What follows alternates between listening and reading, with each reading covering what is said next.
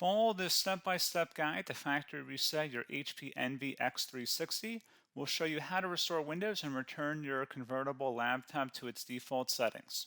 So this should hopefully be a pretty straightforward process, guys, and without further ado, let's go ahead and jump right into it.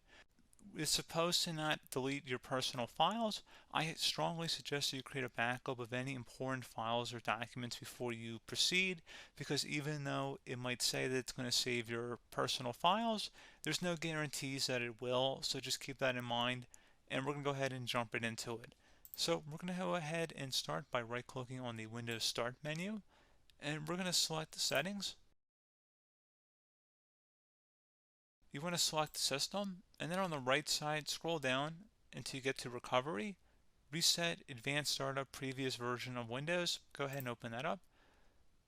So we're going to start by going underneath Recovery Options, reset this PC. Choose to keep or remove your personal files, then reinstall Windows. Go ahead and select Reset PC. Underneath Choose an option, Keep My Files removes apps and settings but keeps your personal files. Now, like I said, there's no guarantee, but you still want to create a backup, but we are going to select that for today's tutorial here. And it's going to ask how would you like to reinstall Windows. I usually do a local reinstall, so that's what I'm going to select. And current settings is going to reinstall Windows from this device, and then we're going to select next again. This shouldn't take too long here, guys. And resetting will change settings back to their default, keep personal files, reinstall Windows from this device, remove all apps and programs, and you can also view what apps will be removed. This will take some time and your PC will restart. These are the apps that will be removed, so take note of that. So you're definitely going to have to reinstall some stuff once it's done. So it looks like I accidentally closed out of there, so I'm just going to go back to exactly where we were. And we're just going to go ahead and proceed with the reset here and select reset.